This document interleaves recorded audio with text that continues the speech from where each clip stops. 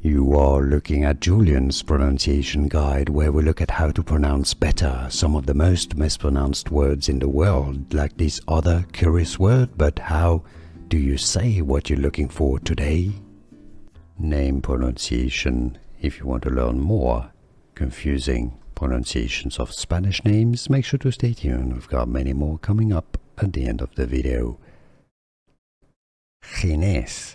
If you cannot pronounce the Spanish h sound, like the J sound or G sound, h, you can replace it with an H, Ginés. The stress here goes on the last syllable because there's an accent on the E, Ginés. Here are more videos on how to pronounce more confusing words and names too many mispronounced. Like this video if you found it useful. I appreciate your support. I'll see you soon and thanks for watching.